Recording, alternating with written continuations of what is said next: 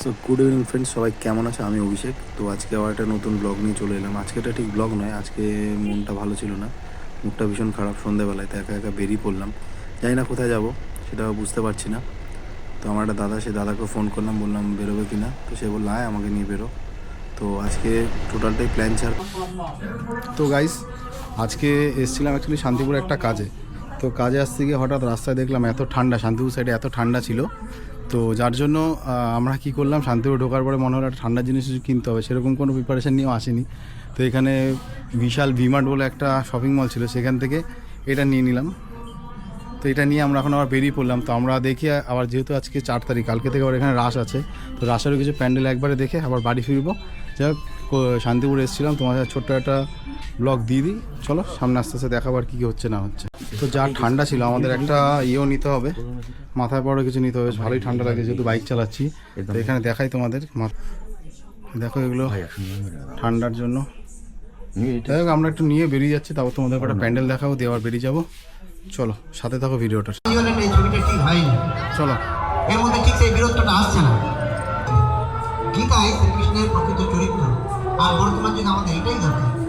স্বামী আগে মেনশনও করেছেন, সুতরাং ভিডিয়া দূর করলাম হে অর্জুন, তোমার এই অঙ্গটা দূর করো, একটু উঠিয়ে তোমাকে এটা শোভা পায় না। এই শ্রীকৃষ্ণ যেন আমাদেরকে সিংহ করে যেন বলছেন, আমরা আমাদের মধ্যে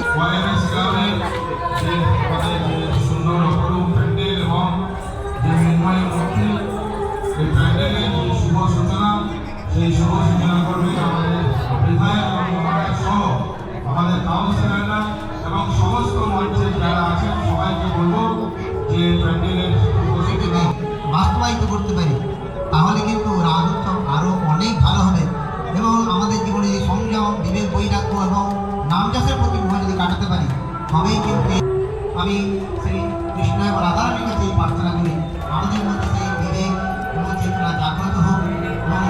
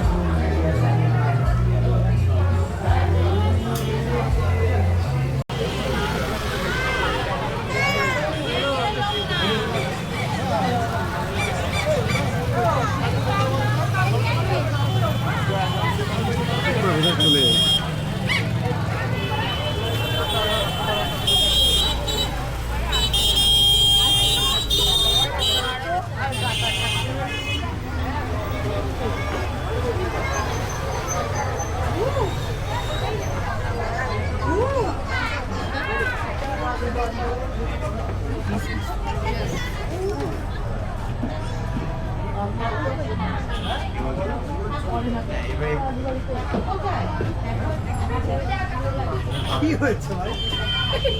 এইখানে হ্যাঁ এই ঠাকুর তো